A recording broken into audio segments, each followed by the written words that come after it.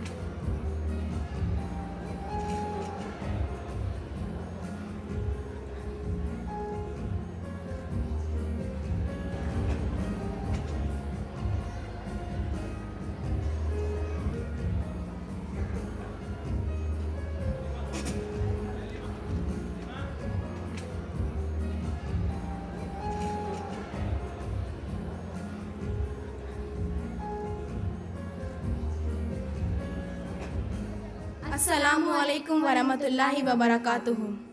जामिया के तालीमी निज़ाम में हमेशा से बच्चों को मरकज़ी हैसियत हासिल रही है, इसीलिए अहम प्रोग्राम और तक़रीबात की निज़ामत की ज़िम्मेदारी हम बच्चों के सुपुर्द रही है। अल्हम्दुलिल्लाह आज भी ये रिवायत बरकरार है। आज 29 अक्टूबर है।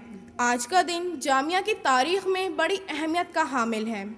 आज से ठीक 92 साल कबल हुर्रियत फ़िक्र और आज़ादी तालीम के कुछ मतवालों ने अलीगढ़ में जामिया मिलिया इस्लामिया की बुनियाद रखी थी।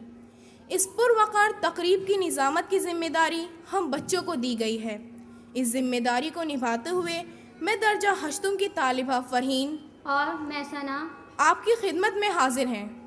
नाज़रीन, इस तकरीब का आगाज़ जामिया के खुशगवार रिवायत के मुताबिक कलाम रब्बानी की तिलावत से होगा। मैं गुजारिश करूँगी 11th क्लास के तालिब इल्म मोहम्मद यासिर से कि वो तशरीफ़ लाएँ और तिलावत कलाम रब्बानी से तकरीब का आगाज़ करें। हुवल्लाहुल्लज़ी ला इलाहा इल्ला हुवा आलिमुल ग़ैबि वश्शहादा हुवर रहमानुर रहीम।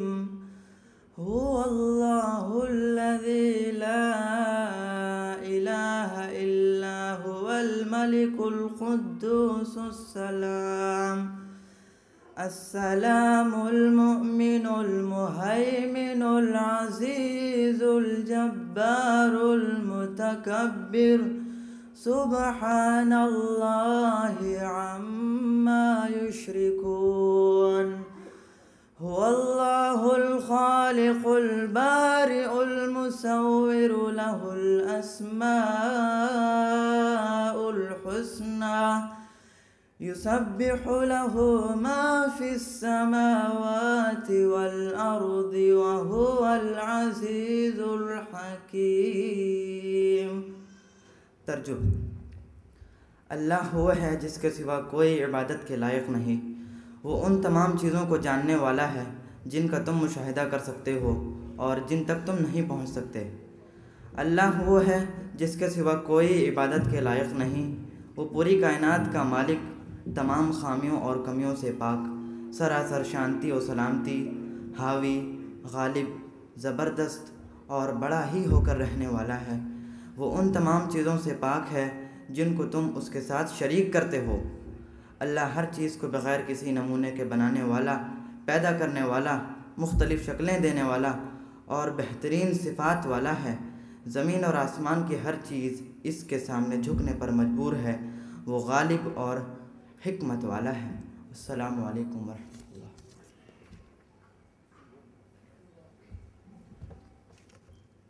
तिलावत कलाम पाक के बाद पेश खिदमत है जामिया का तराना, जो हमारे दिलों की धड़कन है और हमें कदम ब कदम आगे बढ़ने का हौसला फराहम करता है और हमारी तारीख, हमारी तमन्नाओं, उमंगों, आरजुओं और अज़ाइम का आईनादार है।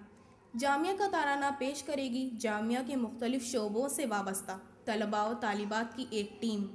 दयारे शौक़ मेरा, शहरे आरजू मेरा।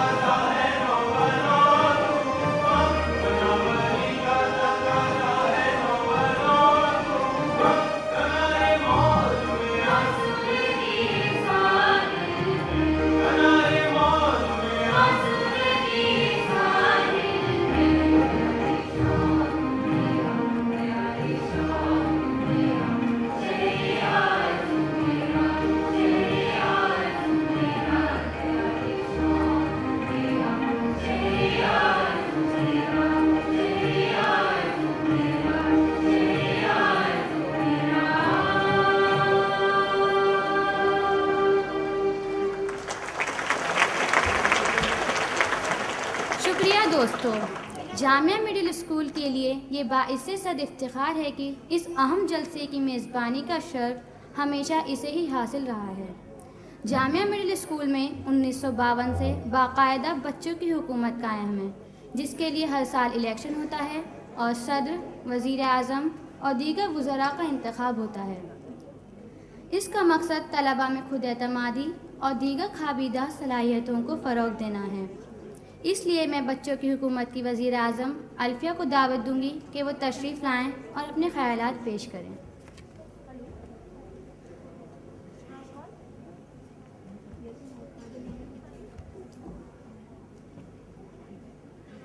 मोहतरम ख़वातीन व हज़रात, अस्सलामु अलैकुम व रहमतुल्लाहि व बरकातुहू।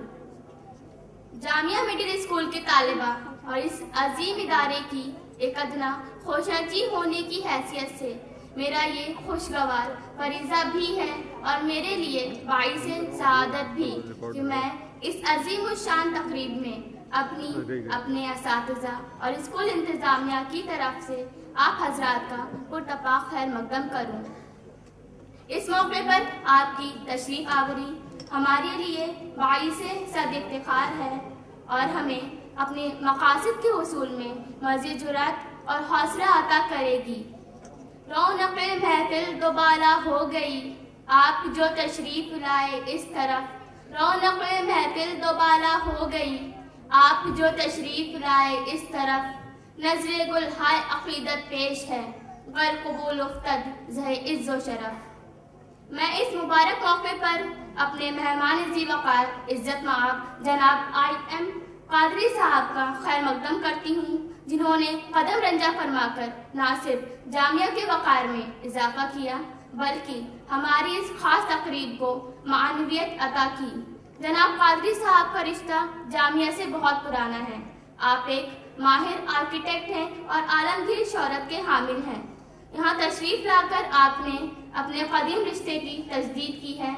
हमें उम्मीद है कि जामिया मिलिया सामिया से आपके रवाबित और ताल्लुकात हमारे लिए इस्तेफादे का मौका फराहम करेंगे।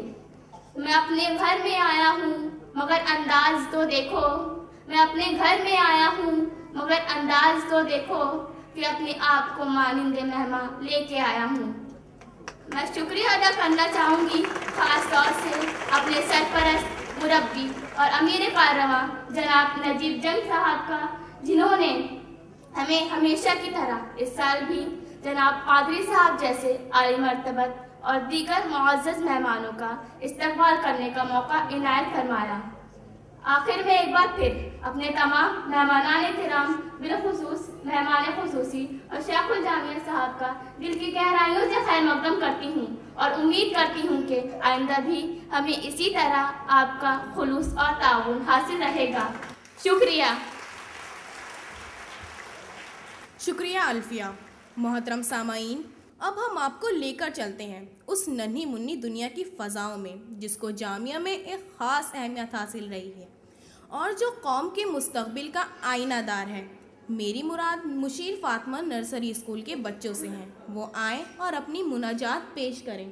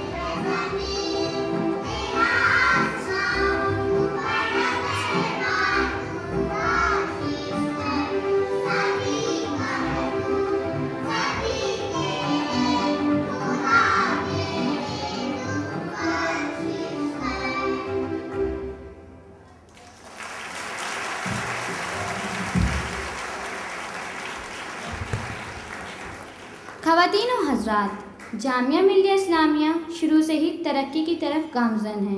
खुशकिस्मती से जामिया को ऐसे सरपरस्त मिले जिन्होंने जामिया के लिए अपने आप को वक्फ कर दिया, और इसी का नतीजा है कि जामिया आज न कौमी सतह पर बल्कि बैनुल अक़वामी सतह पर भी अपनी शिनाख्त बना चुकी है। जामिया के बढ़ते कदम पर मज़ीद रोशनी डालने आ रही हैं 6th क्लास की तालिबा नबीला अजीज़।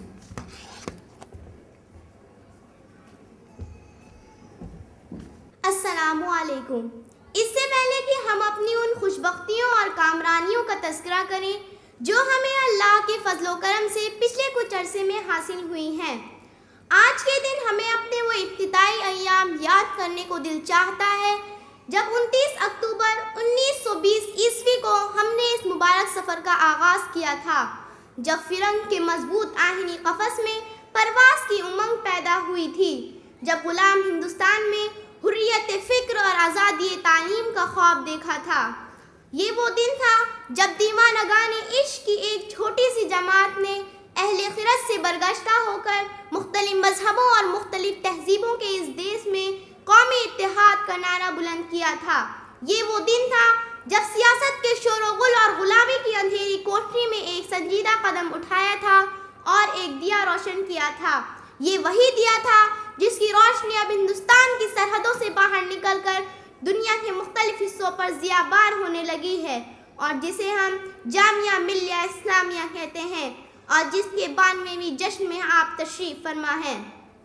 ये जश्न सिर्फ खुशियाँ मनाने और रक़्स गुना होने का जश्न नहीं, बल्कि ये जश्न है उस राज को समझने का कि जब हौसले बुलंद हो तो जंजीरें टूट जाया करती हैं।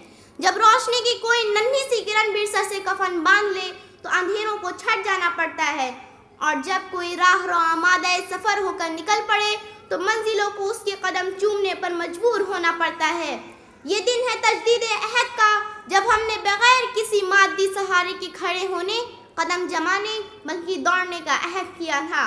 हजरात, जामिया मिल्लिया इस्लामिया जिसने अपना सफ़र अलीगढ़ की कृष्णा कोठी में बोसीदा खेमों से सिर्फ 99 या 100 तालिब इल्मों के साथ शुरू किया था, अब इसकी पुरशिकों इमारतें 225 एकड़ अराजी में फैली हुई है, और हाल ही में इसमें 45 एकड़ अराजी का मजीद इजाफा होने वाला है। इस इजाफी अराजी में जामिया के कुछ नए और अहम शोबे कायम किए जाएंगे। यूनिवर्सिटी ग्रांट्स कमीशन ने नैनो टेक्नोलॉजी के लिए cutting edge centre, China studies और अफगान स्टडीज़ प्रोग्राम के क़याम की मंजूरी दे दी है। इसी तरह Central Asia, Africa, West Asia और बांग्लादेश पर मुतालात जामिया के खुसूसी तवज्जुहात का मरकज़ रहेंगे, ताकि इन इलाकों से हमारी तहजीबी, तालीमी और इल्मी हम आहंगी और ताल्लुकात को मज़ीद खुशगवार बनाया जा सके, और एक दूसरे से इल्मी व तहजीबी इस्तिफ़ादे की मुनज़्ज़म और मजबूत कोशिशें की जा सकें। जामिया में साल रवा में 5000 सीटों के लिए 1,10,000 तलबा और तालिबात ने फॉर्म भरे, जो हिंदुस्तान और बैरून हिंद जामिया की तालीमी मियार और उसके इंतज़ाम इंसलाम पर आवाम के एतमाद की वाज़िह दलील है। जामिया अपने इंफ्रास्ट्रक्चर को बेहतर से बेहतर बनाने के लिए पूरे अज़्म और तसलसल के साथ अमल पैरा है, ताकि हिंदुस्तान और दुनिया के कोने कोने से आए हुए तलबा व तालिबात की तालीमी उमंगों को पूरा किया जा सके। 370 सीटों का एक नया बॉयज़ हॉस्टल बनकर तैयार हो चुका है, जबकि 390 सीटों के गर्ल्स हॉस्टल का भी पिछले दिनों लोकसभा स्पीकर मिसेस मीरा कुमार के हाथों इफ्तिताह हुआ है। ये जामिया की एक पुरानी ज़रूरत की तकमील है, अलावा अज़ीम पुरानी इमारतों की तजदीद व तज़ीन और उन्हें ज़रूरी सहूलतों से आरास्ता करने का सिलसिला जारी है। जामिया मिल्लिया इस्लामिया माजी में हमारे कौमी व बैनुल अक़वामी सियासी व तालीमी इल्मी क़यादत की जौलानगाह और उनके ख्वाबों की तालीमगाह रही है। कौमी सतह पर गांधी जी, पंडित जवाहरलाल नेहरू और बी अम्मा, और बैनुल अक़वामी सतह पर सुहार्तो जैसे कायदीन की जामिया के छोटे बच्चों के साथ बेतकल्लुफ़ाना तस्वीरें जामिया के साथ उन बुजुर्गों के वालिहाना ताल्लुक़ और उनकी बैनुल अक़वामी हैसियत की याद दिलाती है। मगर पिछले कुछ अरसे में पुराने क़यादत की दुनिया से चले जाने के बाद उसकी इस इमेज में कुछ धुंधलापन आ गया था। एक बार फिर जामिया के अरबाब हल्लो अक़्द ने पिछले 2-2.5 सालों में नई कौमी व बैनुल अक़वामी सियासी व तालीमी व इल्मी क़यादत के सामने जामिया को रूशनास कराने और उसके ताबनाक माजी और हाल को उसके सामने पेश करने का अहम कारनामा अंजाम दिया है और यहाँ से ग्लोबल इल्मी इस्लाही इनकलाब की तवक्कुआत कायम की है। पिछले दिनों जामिया को मुतअद्दिद कौमी और बैनुल अक़वामी शख्सियात और वफूद के इस्तक़बाल का फ़ख्र हासिल हुआ है। इनमें Melbourne University, Zurich University, Ottawa University, Malaysia University, Afghanistan और न्यूयॉर्क यूनिवर्सिटी के वफूद ख़ास तौर से काबिल ज़िक्र हैं। जामिया ने साल रवा में अहम कौमी और बैनुल अक़वामी शख्सियात और उनके मुख्तलिफ कारनामों पर एजाज़ी डिग्रियाँ देकर सरफराज किया, जिनमें मशहूर स्कॉलर प्रोफेसर अमर्त्य सेन और अक़वाम मुत्तहिदा के सेक्रेटरी जनरल बान की मून शामिल हैं। प्रोफेसर सेन ने तलबा को खिताब करते हुए कहा कि आला तालीम आला कायद बनने में गैर मामूली किरदार अदा करती है। गांधी जी, नेहरू और मौलाना आज़ाद इसकी मिसालें हैं। बान की मून ने तवक्को जाहिर की है कि जामिया के तलबा सिर्फ हिंदुस्तानी नहीं बल्कि एक आलमी शहरी बनकर दुनिया को अपने उलूम व फ़यूज़ से मुनव्वर करेंगे। उनके अलावा मुतअद्दिद अहम शख्सियात ने जामिया का दौरा किया। इससे पहले जामिया की करीबी तारीख में कौमी और बैनुल अक़वामी शख्सियात का इतनी बड़ी तादाद में रुजू कम देखने को आया था। ये इस बात का बेयन सबूत है कि जामिया कौमी और बैनुल अक़वामी हल्कों में तेज़ी के साथ रसूख और एतबार हासिल कर रही है और अपना आलमी मकाम बना रही है। जामिया ने पिछले कुछ अरसे में तालीमी और इंतज़ामी इस्लाहात और नए कोर्सों के इजाफे पर भी खुसूसी तवज्जो दी है। तालीमी इस्लाहात में सेमेस्टर सिस्टम की शुरुआत और इसको नतीजा खेज बनाना और इंतज़ामी इस्लाहात में मुख्तलिफ ओहदों पर कामिल और ज़िम्मेदार अफराद का तकर्रुर और क्लासों में तलबा और असातिज़ा की हाज़िरियों को यकीनी बनाना शामिल है। जामिया ने जिन कोर्सों का इजाफा किया है उनमें M.Tech in nano technology, BA honours in Turkish language and literature, PG diploma in acting वगैरह ख़ास तौर से काबिल ज़िक्र हैं। उर्दू ज़ुबान हिंदुस्तानी तहज़ीब का अहम हिस्सा और जिद्दोजहद आज़ादी का नाक़ाबिल फरामोश किरदार रही है। जामिया ने अब उर्दू ज़ुबान की तालीम को ग्रेजुएशन की सतह पर पहले 2 सालों में लाज़मी करार दे दिया है।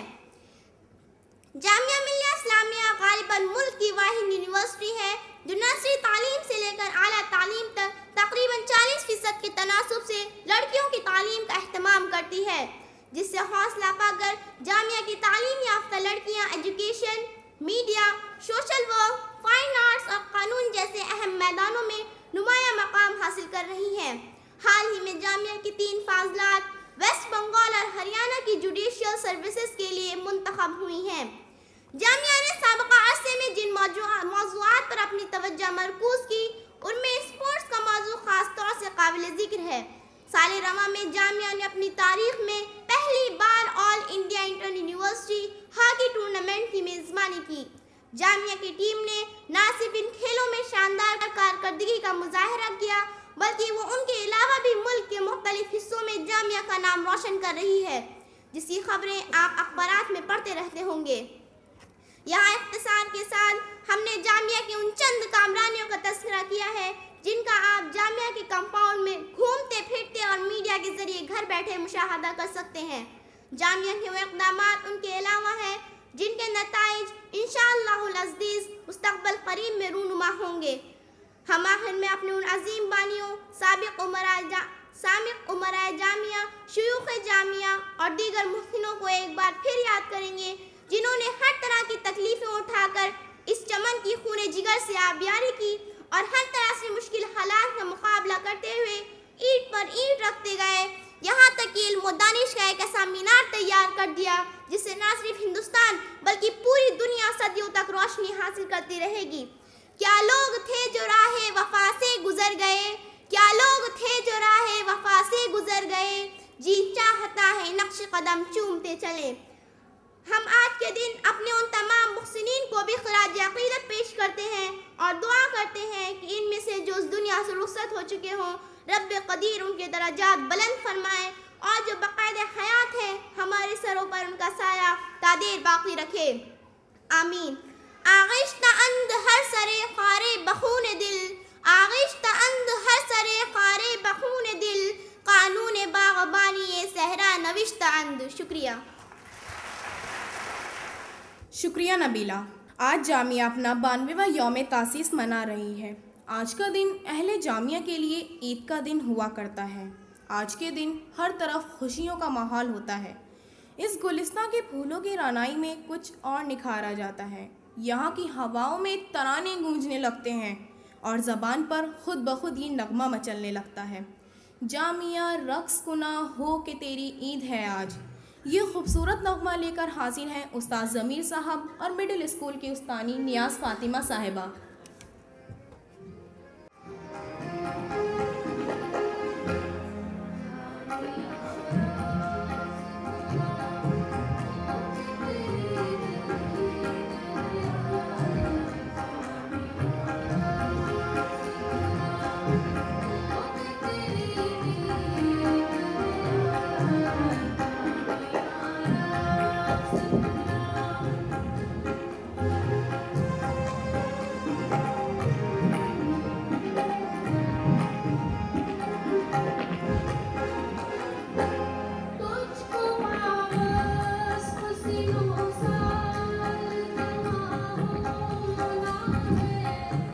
तुझको बाबा खुशियों साल जवा होना है, जुए खामोश तुझे बेरवा होना है, जुए खामोश तुझे बेरवा होना है, जामिया दर्स गुना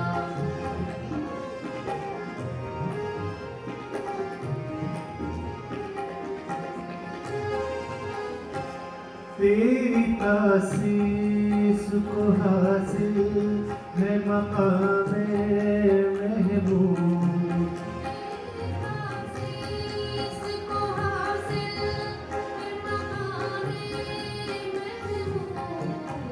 इल्म और हिकमत की है मेराज अमल तेरा वजूद, इल्म और हिकमत की है मेराज अमल तेरा वजूद, जामिया दर्स गुना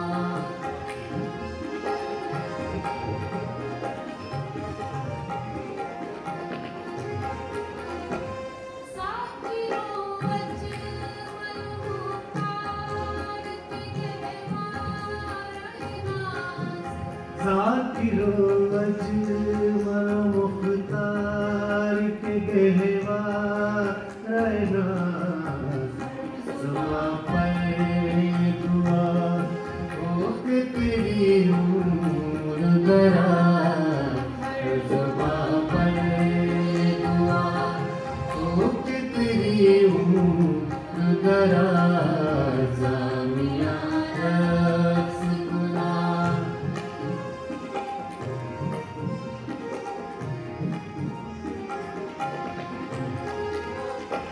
तेरी बुनियाद में है वलवलाए भूख वतन,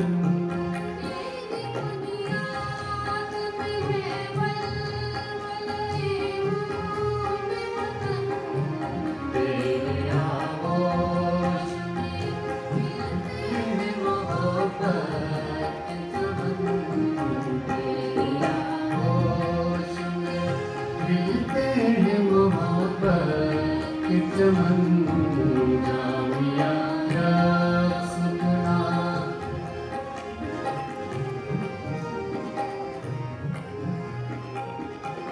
जिसको जौहर ने तराशा है वो जौहर तू है, जिसको जौहर ने तराशा है वो जौहर तू है, जिसकी कीमत नहीं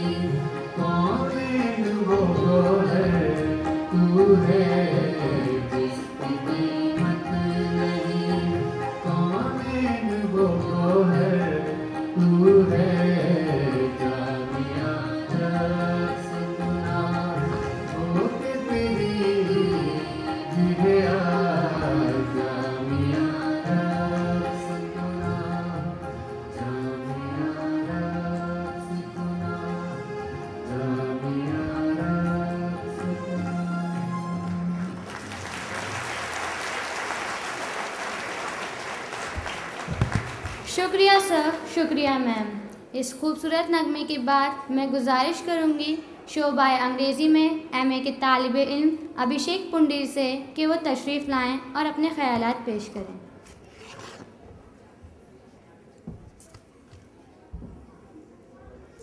On this very special day in the life of our university, let me wish you all a very good morning. Today I take this opportunity to reflect upon my journey in Jamia as a student of MA English. It has been a very enriching experience, and today on 92nd Foundation Day, I stand before all of you to share my experiences. First of all, the place and its people. There is a warmth percolating down from my faculty members to my peers to the non-teaching staff. It's a warmth that has reflected concern, care and interest in what I do and how I do. As a result, I have cultivated good friends and values of social interaction and responsibility. Today I declare it with immense pleasure and pride that I am grateful to be a part of this esteemed institution. Keats, Blake, Wordsworth, Eliot and Yeats were just names in the air till I got thrown into the vast enormity of their art. My engagement with the Department of English and Jamia has rendered in me enrichment. I have developed not only as a scholar, but even my growth as a human being is to be accorded to Jamia. The form of academic scholarship offered in Jamia is unparalleled. Here I never felt that the academics were a burden, a task. The personal attention and the sheer accessibility of the faculty had surprised me at first, pleasantly of course. Jamia is a space of overwhelming diversity. Jamia has teachers and students from different states, cultures and backgrounds. With them, I must admit that I have learned not only inside the classroom, but outside as well. Through my interactions, today I know a lot more about people, about their faiths and practices, their cultures and idioms. Cultural activities, seminars, and co-curricular activities keep the students engaged and up to date. Jamia during last 1.5 years has provided me with numerous academically lucrative opportunities to polish my literary and otherwise skills, and have surely made most of it. Had I not been a student here, I would have been bereft of a valuable experience. I would like to share with you an annual practice that I observe in the grounds of this institution. Every year around the month of May-June, shrubs are uprooted from the front lawn of the department. Then, between the months of August and September, I see fresh saplings being planted. It's an activity that symbolizes the passing out of Jamia senior students after completing their courses. It also symbolizes Jamia sowing the new seeds of knowledge. Every year ushers in new things. Every month gives them academic nourishment. I know many in Jamia come back to serve their alma mater. It's my fervent wish to be one of them in future. I cherish this institution for blending tradition with modernity, for teaching us courses and also values, for inculcating the strength and spirit to realize our dreams and contribute to the nation's well-being. It's hard for me to imagine a life outside this campus. There is a lurking fear. Will I be able to deliver as per the expectation of the world, of my teachers, and most importantly of myself? But I know beyond this fear lies glory. I can fail no more. I will always carry what my teachers have taught me. I am not afraid of failures, for I know my teachers have not failed in nourishing me in the best possible way. They have never failed as mentors and guides, and I hope all of us carry ahead the beacon of knowledge that they have lighted in us. In a poem, Tennyson says, "Men may come and men may go, but I go on forever." Generations of students will come and go, but I know that this river of knowledge by Jamia would flow on. Thank you. शुक्रिया अभिषेक। मोहतरम हाजिरीन, आज के दिन हम बड़ी फ़ख्र के साथ किसी ऐसी शख्सियत को मदऊ करते हैं जिसका जामिया के साथ जज्बाती रिश्ता हो, जो हमारे नग़मों और तरानों में हमारा हमनवा हो और जो मुस्तक़बिल के लिए हमारी रहनुमाई कर सके। इन बातों का ख्याल करते हुए हमारे ज़िम्मेदारान ने एक ऐसी शख्सियत का इंतखाब किया है जिसे दुनिया IM कादरी के नाम से जानती है। अब मैं बिला ताख़ीर अपने मेहमान ज़ीवाकार से बसद एहतराम दरख्वास्त करूँगी कि वो तशरीफ़ लाएँ और अपने ज़र्री ख़यालात से हमें नवाजें। मेरी ज़िंदगी यही है कि हर एक को फैज़ पहुँचे, मेरी ज़िंदगी यही है कि हर एक को फैज़ पहुँचे, मैं चरागे रह गुज़र हूँ, मुझे शौक़ से जलाओ।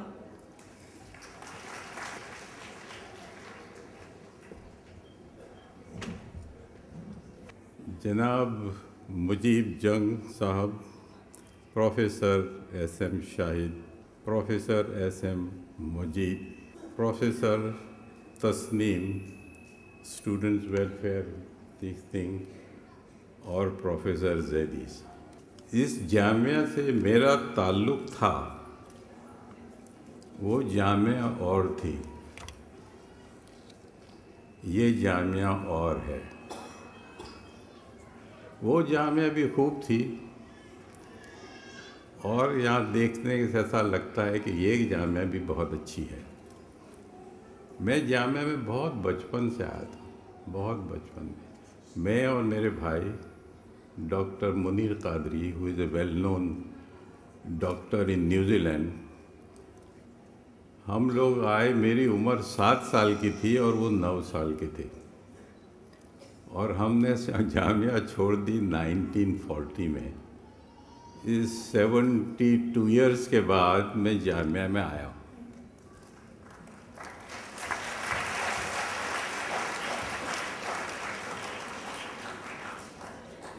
मगर वो 4 साल जो जामिया में हमने गुजारे वो अभी तक याद है।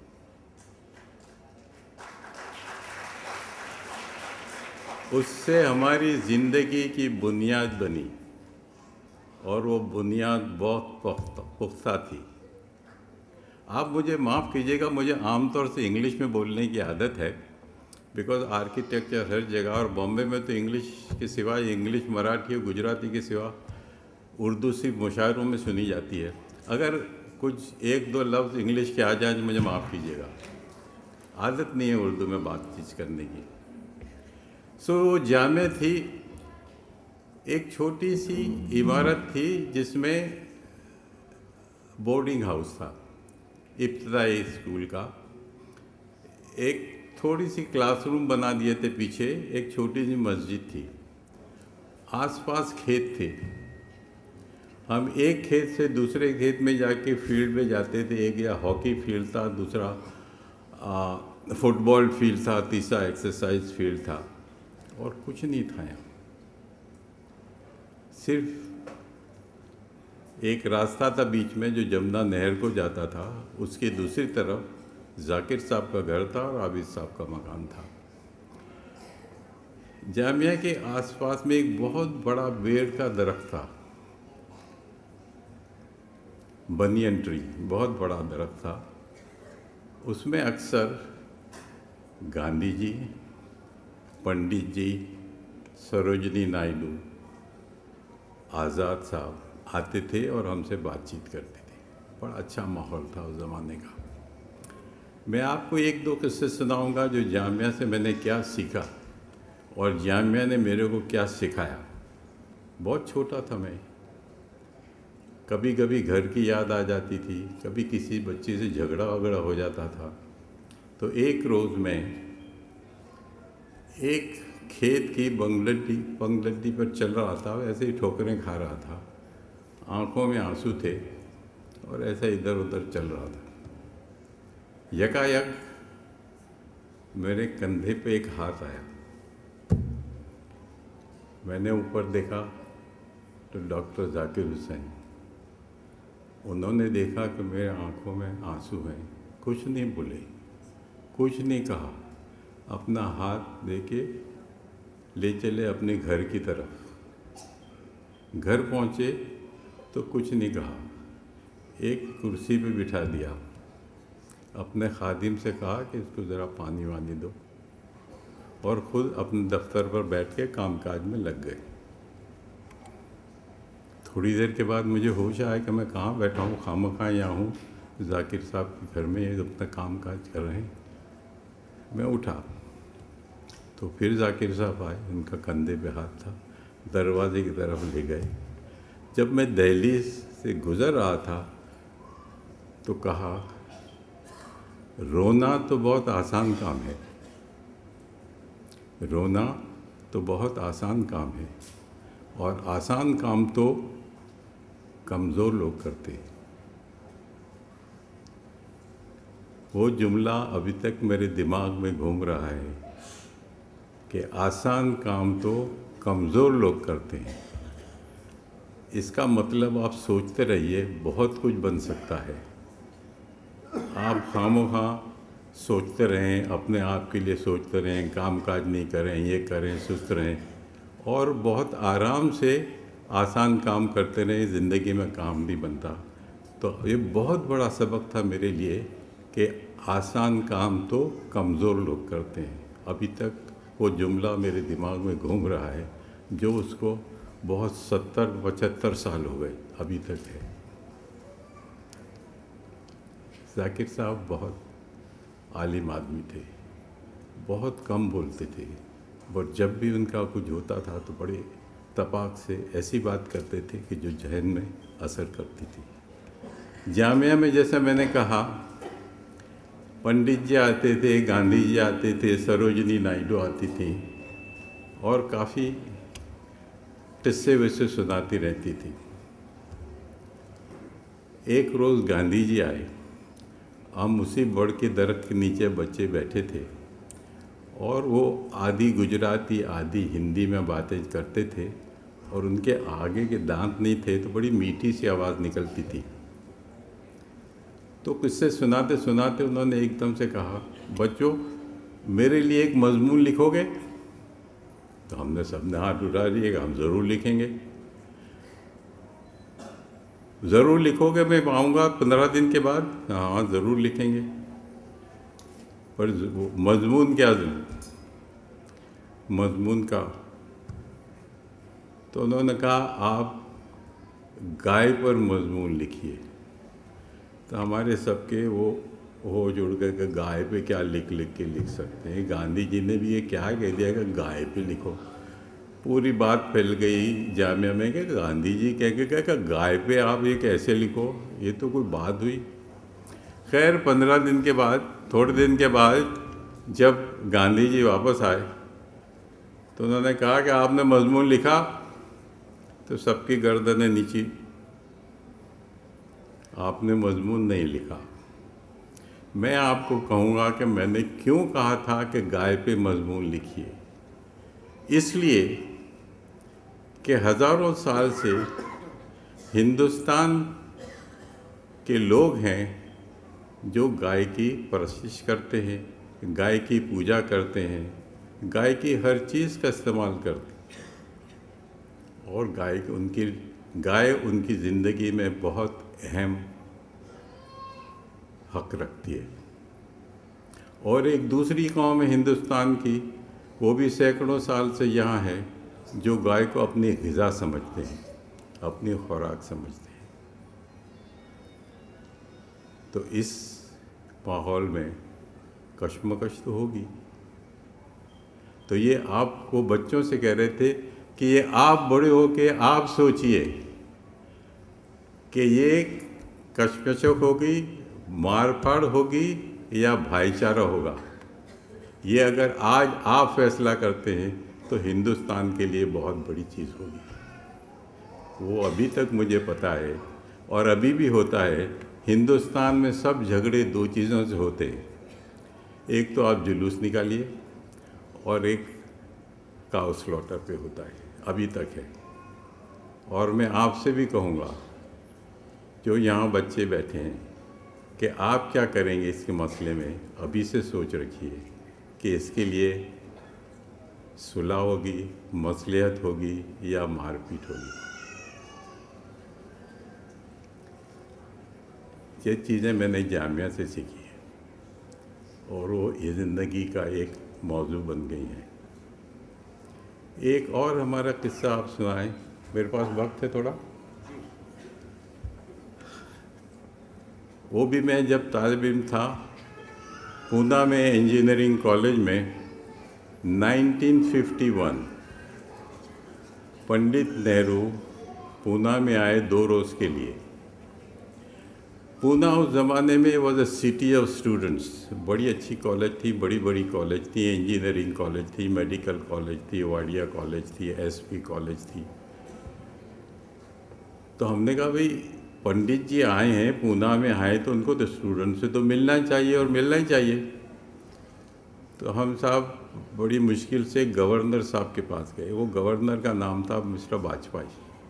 वो ICS ऑफिसर थे, वो अभी इंग्लैंड से आए थे, बड़े बड़े इंग्लिशमैन थे।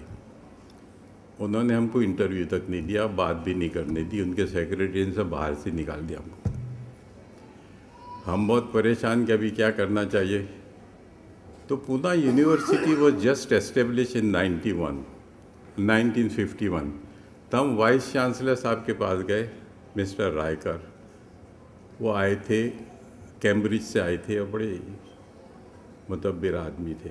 उनसे हमने कहा कि साहब ऐसा ऐसा है, पूना जैसे शहर में पंडित जी आए और स्टूडेंट से नहीं मिले तो वो तो अच्छी बात नहीं है। कि अच्छा मैं कोशिश करूँगा।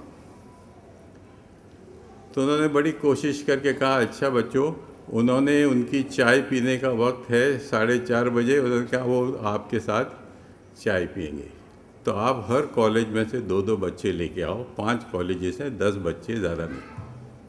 ठीक है, इससे अच्छा क्या हो सकता है। हमने, हमारे प्रोफेसरों ने, हमारे पूरे क्वेश्चन तैयार किए कि हम ये पूछेंगे, ये पूछेंगे, ये पूछेंगे, ये पूछेंगे। आधे घंटे में क्या क्या पूछ सकते थे। खैर वो तैयार करके लेके आए। 4:30 बजे पंडित जी और इंदिरा गांधी जी उनके साथ थी। एग्जैक्ट टाइम बराबर वक्त पे आए अंदर और बैठे हम।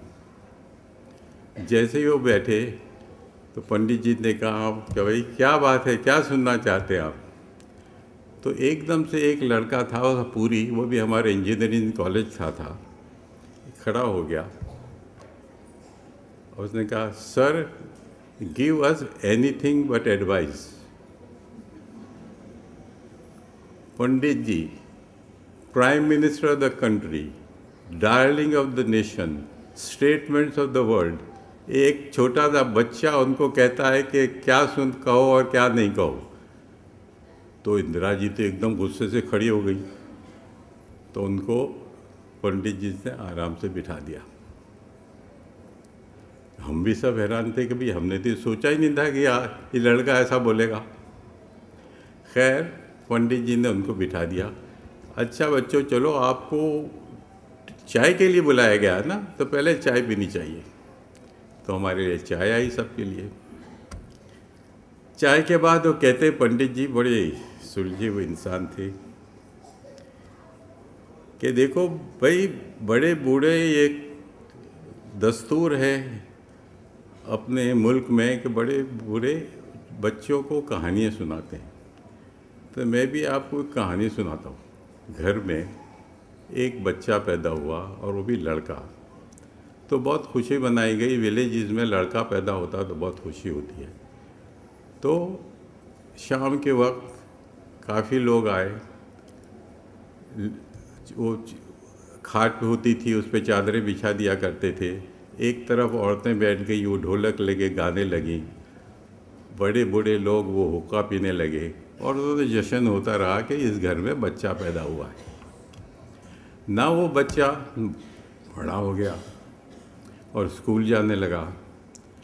तो स्कूल में वो बड़े अच्छे नंबर से पास हुआ। वो स्कूल गांव में छोटी सी स्कूल थी। मिडिल स्कूल के लिए आगे जाना पड़ता था। तो गांव का टीचर, ये पंडित जी हमको बता रहे, किस्सा सुना रहे, कि वो गांव के जो स्कूल का टीचर था वो उनके वालिदैन के पास आया कि भाई आपका बच्चा बड़ा होनहार है, आप उसको आगे ज़रूर पढ़ाइए। तो कहे भाई अच्छा आप कहते हैं तो पढ़ाइए। तो वो बच्चा 2-3 मील दूर जाके स्कूल में जाता था। वो पढ़ते पढ़ते मैट्रिक पास हो गया। मैट्रिक उस ज़माने में कहते थे 10वीं को, हमारे ज़माने में 10वीं को मैट्रिक कहते थे। वो बहुत बड़ा होता था। मैट्रिक पास कर ली तो बहुत बहुत बड़ा आलिम हो जाता स्टूडेंट। तो वो मैट्रिक पास हो गया। तो हाई स्कूल का टीचर भी आया कि साहब इसको तो और भी आगे बढ़ाइए, ये बहुत ज़हीन बच्चा है, हमने इसको स्कॉलरशिप भी दिला दी है, इसको आप शहर में कॉलेज में भेजिए। खैर वो कॉलेज में गया। कॉलेज में जाके उन्होंने बीए किया और बीए के बाद वो घर आए तो बहुत शानदार, बहुत वो पूरे गांव में श्योर हो गया कि हमारे गांव का बच्चा बीए हो गया, तो बहुत शान शौकत से उन्होंने जुलूस वलूस निकाला और बड़े शान से उसका इस्तकबाल किया, ये किया, और बहुत देर तक उनके घर में गाना बजाना ये बजाना चलता रहा। जब सब चले गए और लड़का और उसके बाप एक पलंग पर बैठे थे, तो बाप ने पूछा, भाई तुमको तो नौकरी भी मिल गई? कि हाँ, गवर्नमेंट की नौकरी है। गवर्नमेंट की नौकरी है तो बाप बच्चे से पूछता है कि हमने सुना है कि शहर में गवर्नमेंट में नौकरी में तनख्वाह के अलावा भी कुछ मिलता है। ये कहते के साथ पंडित जी रूम से चले गए, फ़ौरन चले गए। हम सब हक्का बक्का रहे। अभी आप सोचिए कि पंडित जी रूम से क्यों चले गए। खुदा हाफ़िज़। शुक्रिया सर। इन ज़र्री कलमात के बाद अब मैं ज़हमत सुखन दूँगी उस माय नाज शख्सियत को जिसके दम से आज की बज़्म की रौनक वाबस्ता है और जिसकी सरबराही में जामिया अपने मुस्तक़बिल जदीद की तामीर की तरफ गामज़न है। मेरी मुराद काबिल सद एहतराम शेखुल जामिया जनाब नजीब जंग साहब से है। बराए करम तशरीफ़ लाएँ और अपने फ़िक्र अंगेज़ ख़यालात से नवाजें।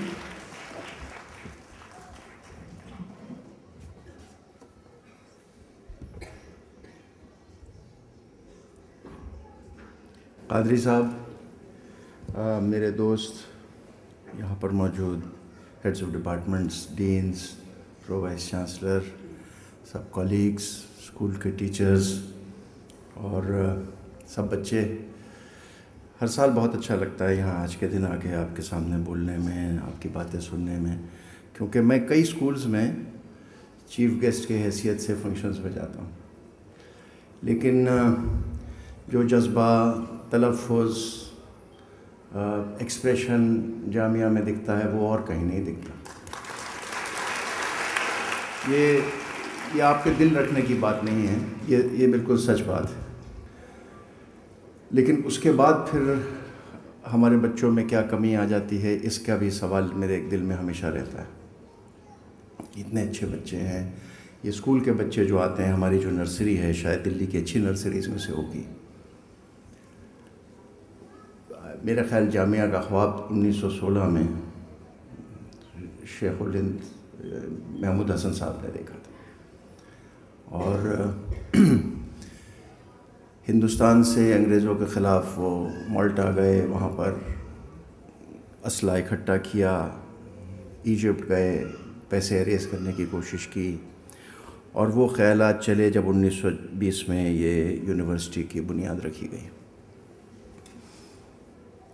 और जब ये बुनियाद रखी गई तो मैं समझता हूँ कि उनके जहन में एक रेवोल्यूशन होगा कि एक मुस्लिम एजुकेशन में रेवोल्यूशन लाना। और अब ये सवाल आता है कि क्या जामिया वो रेवोल्यूशन पैदा कर पाया या नहीं, उसका जवाब भी आपके दिल में। चूँकि किसी भी रेवोल्यूशन की लाइफ भी 5 या 6 साल होती है, सक्सेस रेवोल्यूशन को 5-6 साल में मिल जाती है। सोवियत रेवोल्यूशन ने पूरे ज़ार के रिजीम को हरा दिया, एक नई गवर्नमेंट बन गई। जो नए नए रिलीजन्स और धर्म दुनिया में आए उन्होंने 5 या 6 साल में अपनी साख जमा ली। फिदेल कैस्ट्रो जब क्यूबा की तरफ आए तो 57-58 साल लोग उनकी एक बोट में आए और 3 या 4 साल 5 साल में उन्होंने एक नई हुकूमत इस्टेब्लिश कर ली। बाबर 1526 में आए और 5 साल में अपनी ज़िंदगी में एक हुकूमत ऐसी इस्टेब्लिश करके गए कि 300 साल चली। लेकिन अगर 100 साल 92 साल अब हमें हो गए और ये रेवोल्यूशन ना इधर का ना उधर का, और मुझे खौफ इस बात का है कि हम लोग एक अपनी ही कॉन्ट्रडिक्शन में फंस गए हैं, जो दुनिया अमूमन देखती है कि हमको बिल्डिंग चाहिए, हमको लेबॉरेटरी चाहिए, हमको सरमाया चाहिए। रेवोल्यूशन बिल्डिंग और लेबॉरेटरी और तादाद से नहीं होता, रेवोल्यूशन तो जज्बे से होता है। तो इन इमारतों की चकाचौंध में जिनका जिक्र कादरी साहब ने किया कि जब ये आए तो स्कूल था और बाकी खेत थे, अब ये इमारतें बनी, लेकिन इन इमारतों के बीच में जज्बात गुम गए। क्या ये यूनिवर्सिटी वो जज्बात दोबारा पैदा कर सकती है या इसी धर्रे में अगले और 90 साल निकाल देगी? ये सवाल हम सब के सामने है। और ये कौल अगर हम लोग ले सकें कि माइनॉरिटी एजुकेशन की जड़ें हम लोग हिला सकते हैं, और आप लोग जो यहाँ मौजूद हैं, टीचर जो मैं समझता हूँ हिंदुस्तान के सबसे अच्छे टीचरों में से आपकी गिनती होती होगी, तो क्या वजह है कि हम गवर्नमेंट ऑफ इंडिया और यूजीसी और कांग्रेस पार्टी और जनसंघ के मोहताज हों? हमें किसी के मोहताज होने की ज़रूरत नहीं, लेकिन एक बस चीज़ हम में जो मिसिंग है वो ये है कि नए आइडियाज़ की कमी और एक नया कौल कि कौम के लिए दोबारा हम जो 1916 का सपना था या 1920 का कौल था वो दोबारा ले सकते हैं कि नहीं। इसका जवाब भी आप ही के पास है। यहाँ कोई लीडरी नई आने वाली नहीं। 1947 के बाद से मुसलमानों में कोई लीडर पैदा नहीं हुआ। मौलाना आज़ाद चले गए, शायद डॉक्टर फरीदी थे, और उसके बाद आज तक पॉलिटिकल लीडरशिप नदारत है, इंटेलेक्चुअल लीडरशिप नदारत है। और हम जो हैं वो सिर्फ इस वक्त इस चक्कर में लगे हुए हैं कि गवर्नमेंट से हमें और मिल जाए।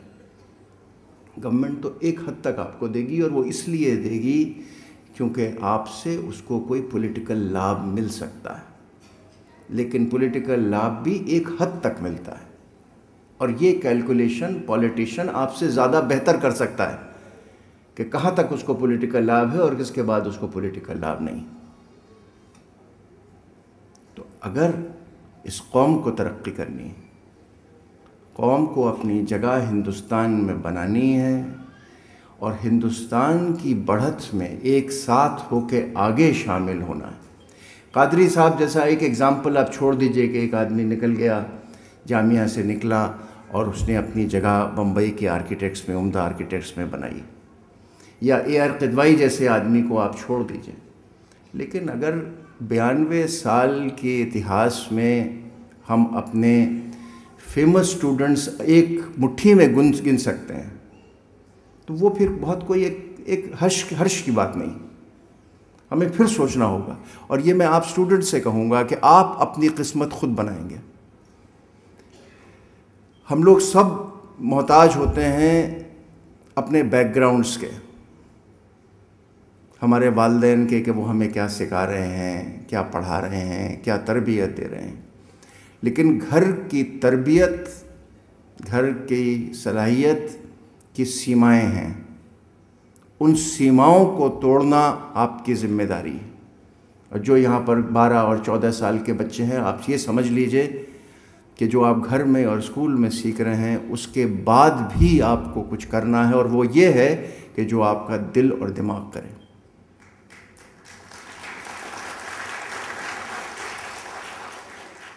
अगर आप मेरी बात पे मोहताज हो गए तो भी आप तरक्की नहीं कर सकते, क्योंकि रास्ता आपको खुद ढूंढना होगा। उसकी लीडरी आपका दिमाग करेगा, और ये ज़रूरी है जब बच्चा 12 या 14 साल का होता है कि आप खुद ये मनन चिंतन, जिसको हम हिंदी में कहते हैं, ख़ुद से करें कि मुझे क्या रास्ता अख्तियार करना है। जो कादरी साहब ने इशारा किया कि बहुत आसान है, सरकारी नौकरी कर लीजिए, बेईमानी भी करिए, दो आमदनी हो जाएंगी। मेरे पास जब मैं कलेक्टर था तो मेरा एक बहुत नौजवान SDM था, मुझे बहुत पसंद था। वो ट्रेनिंग के लिए मेरे पास भेजा गया था और उसकी मंगनी हो गई। तो जब उसकी मंगनी हुई तो उनके होने वाले फादर इन लॉ मेरे पास आए और कहने लगे, साहब आपने कलेक्ट्रेट में इसको ट्रेनिंग में लगा रखा है, लेकिन इसको इंडिपेंडेंट SDM बना दीजिए। मेरी उम्र भी 26-27 साल थी, शायद बेवकूफ़ था, मैं समझा ही नहीं उनकी बात। मैंने उनसे कहा कि भाई ये बड़ी अच्छी ट्रेनिंग इसकी चल रही है, मुझे इस बच्चे से बहुत उम्मीदें हैं, तो इसकी ज़रा मैं इसकी और मशक्क़त करवाऊँगा ताकि 1 साल 1.5 साल में ये तैयार हो जाए। कह ले अरे नहीं साहब, फिर मैं शादी नहीं इसकी कर सकता, क्योंकि जो तनख्वाह है इसकी उसमें उसके, तो उनका इशारा ये था कि इंडिपेंडेंट चार्ज मिलेगा, इंडिपेंडेंट SDM होगा, तो एक एडिशनल इनकम होगी। ये चॉइस आपको करनी है कि आपको एडिशनल इनकम्स चाहिए या आपको अपने आप पे फ़ख्र करना है। क्योंकि जब आप मेरी उम्र के होंगे और 70 और 80 साल के हो जाएंगे और अपनी शक्ल शीशे में देखेंगे, तो ये सोचिए कि आपको अपने ऊपर प्राइड होगी या अपने ऊपर शर्मिंदगी होगी। क्योंकि जिस दिन आपने कॉम्प्रोमाइज़ किया, जिस दिन आपने सच से कॉम्प्रोमाइज़ किया, उस दिन के बाद कॉम्प्रोमाइज़ की झड़ी लग जाएगी ज़िंदगी में। वो पहला कॉम्प्रोमाइज़ है जो क्रिटिकल है। वही वाला प्रिंसिपल है कि जब चोर चोरी करता है उसके बाद उसको आदत हो जाती है चोरी करने की, फिर वो ये नहीं समझता कि मैं कोई गुनाह कर रहा हूँ, वो ये समझता है कि ये बहुत मालदार आदमी है, इससे मैं कुछ और ले रहा हूँ। ये कॉम्प्रोमाइज़ की भी यही बीमारी है। कॉम्प्रोमाइज़ का सिर्फ एक प्रॉब्लम है कि आप समाज में बहुत पॉपुलर नहीं होंगे। वो आप अपने आप सोच लीजिएगा कि आप पॉपुलैरिटी चाहते हैं या अपना ईमान धर्म रखना चाहते हैं। वो कॉम्प्रोमाइज़ आपको और आपके अल्लाह के बीच में ये सवाल है। उसमें भी कोई मध्यस्थता नहीं कर सकता, कोई पीरी मुरीदी नहीं कर सकता। ये आपको खुद सोचना है। और उसमें आपसे गलतियां भी होंगी, आपको लोग बुरा भला भी कहेंगे, लेकिन मैं समझता हूँ कि अल्टीमेटली ये भी अल्लाह का निज़ाम है कि जो सच है वो सामने आ जाता है। आपकी गलतियाँ भी लोग माफ़ कर देंगे अगर लोग समझेंगे कि आप जो कर रहे हैं वो नेक दिली से कर रहे हैं। तो मैं फिर आपसे ये कहूँगा कि हमारा रेवोल्यूशन जो 92 साल पहले शुरू हुआ था वो आज कहीं मझधार में फंसा हुआ है, और उसका फ्यूचर ये जो पहली बेंच में दो पहली बेंच में लोग बैठे हैं उनके हाथ में है कि ये रेवोल्यूशन किनारे लगेगा या ये मझधार में गवर्नमेंट के सहारे ये वोट ऐसे वैसे होती चलेगी कि UGC से आज 5 करोड़ आ गए और 3 करोड़ आ गए और एक और इमारत बन गई और 2 लेबॉरेटरी बन गई, या कोई ऐसी चमक हम लोग अपनी क्लासेस में लाएंगे कि ये जो बच्चे हमारे साथ आज पढ़ रहे हैं इनका मुस्तकबिल अलग हो। और आप लोग जो अब दुनिया में 2 या 3 साल बाद जा रहे हैं, ये भी समझें कि हिंदुस्तान के बाहर हालात बहुत ख़राब और मुश्किल हैं। अमेरिका में इस वक्त 30, 35, 40 मिलियन लोगों के पास नौकरियां नहीं हैं। यूरोप की इकोनॉमी इस वक्त एक अजीब से डोलड्रम्स में है। जापान की इकोनॉमी में तकलीफ़ है। हिंदुस्तान की इकोनॉमी जो 9% और 8% GDP जिसको हम कहते हैं कि जो ग्रोथ होती थी इकोनॉमी में, वो अब सरकारी आंकड़े बता रहे हैं कि 5.5 होगी। ये गिर के 3% भी हो सकती है, 2%। नौकरियां नहीं मिलेंगी, और नौकरियां सिर्फ उसको मिलेंगी जो लायक होगा। ये आपके हाथ में है कि आप अपने को कितना लायक बना सकते हैं। सिफारिश करके नौकरी ले लेना, सिफारिश करके प्रमोशन मांग लेना, ये किसी को शोभा नहीं देता। आपको अपनी इज़्ज़त अपने दिल में तभी होगी जब आप अपनी मेहनत से, अपनी सलाहियत से नौकरी पाएंगे, और अपनी सलाहियत से और अपनी मेहनत से आपको प्रमोशन मिलेगा, और अपनी टर्म्स पे आप अपनी ज़िंदगी जिएंगे। आज का मौका हम लोगों को सबको बहुत मुबारक है। जैसे कहा गया कि हमारे लिए एक तरह से ईद है, और बाय कोइंसिडेंस थी भी परसों ईद, तो ईद भी मुबारक और आज का जलसा भी मुबारक। Thank you. शुक्रिया सर। मोहतरम ख़वातीन व हज़रात, at last but not least, मैं इस फाउंडेशन डे सेलिब्रेशन के कन्वीनर प्रोफेसर गज़नफ़र ज़ैदी साहब से गुजारिश करूँगी कि वो तशरीफ़ लाएं और मेहमानान का शुक्रिया अदा करें।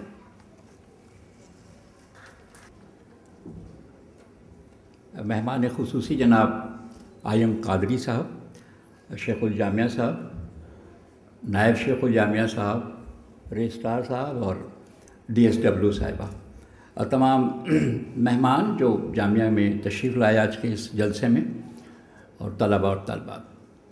मैं सबसे पहले तो कादरी साहब का बहुत ज़्यादा मशकूर हूँ कि वो जामिया की दावत पे तशरीफ़ लाए अपने ही इदारे में, और इतने साल के बाद आज उन्होंने यहाँ उनकी तशरीफ़ आवरी हम सब के लिए बाइस मुसर्रत है। और बहुत अच्छा लगा कि जिन कलामात से उन्होंने नवाजा अपने पुराने ज़माने के जो किस्से सुनाए जो हमारे सब के लिए सबक हासिल करने वाले हैं, मैं आपका शुक्रिया अदा करता हूं और मैं उम्मीद करता हूं कि हमेशा आप इसी अंदाज से हमारी दावत पे तशरीफ़ लाएंगे। मैं जनाब शेखुल जामिया साहब का बहुत मशकूर हूं इसलिए कि इस तकरीब के लिए शेखुल जामिया साहब हर साल बहुत ही इंटरेस्ट लेते हैं, बाकायदा मीटिंग्स होती हैं, प्रोग्राम्स तैयार किए जाते हैं और बहुत अच्छी सपोर्ट मिलती है हमें वाइस चांसलर साहब से, तभी हम इस जलसे की कामयाबी में हिस्सा ले सकते हैं। मैं शेखुल जामिया साहब के तमाम दफ्तर के अरकान का भी शुक्रगुज़ार हूँ जिनका भरपूर ताउन हमें हमेशा मिलता रहता है। मैं शुक्रगुज़ार हूँ प्रो वाइस चांसलर साहब के दफ्तर का और उनका, और रजिस्ट्रार साहब के और उनके दफ्तर का, कि उन्होंने भरपूर ताउन दिया। नायब शेखुल जामिया साहब और रजिस्ट्रार साहब हमारी मुस्तकिल रिहर्सल्स में भी शामिल रहे और उन्होंने मुख्तलिफ़ अंदाज से इस प्रोग्राम को कामयाब बनाने में बच्चों को मुख्तलिफ़ तरह की तरगीब अता फरमाई। मैं आप सबका भी शुक्रगुज़ार हूँ।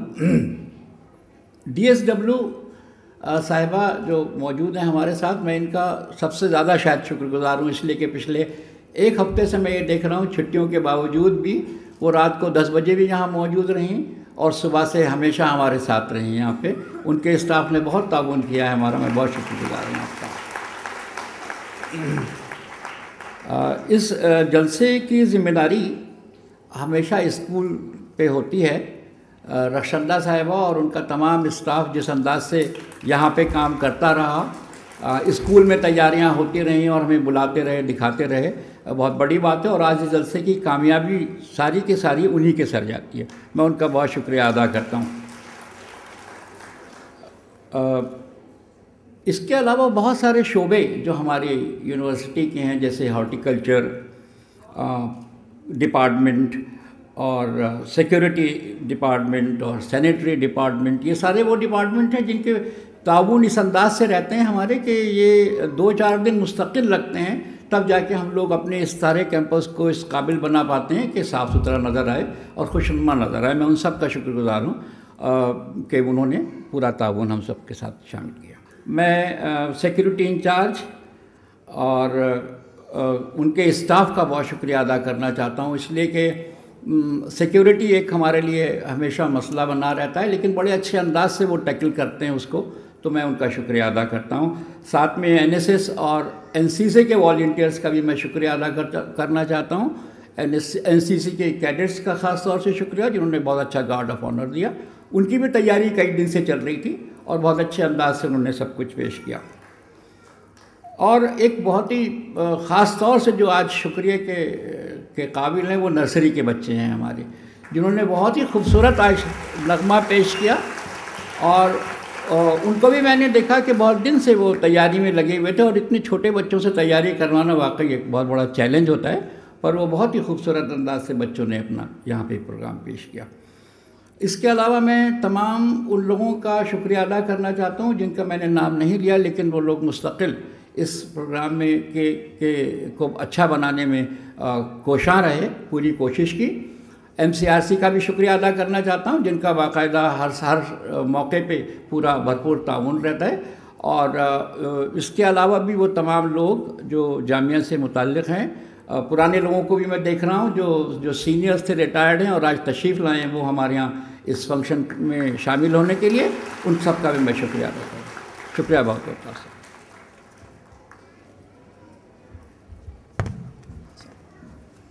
शुक्रिया सर, अब जलसा इख्तिताम पजीर होता है। एक साल बाद आज ही के दिन नए हौसलों, नए इरादों, नए उमंगों और मज़ीद कामरानियों के साथ इंशाअल्लाह हम ऐसी ही एक खूबसूरत महफिल फिर सजाएंगे। एक बार फिर तमाम वाबस्तगान जामिया को यौम तासीस की मुबारकबाद। अल्लाह हाफ़िज़।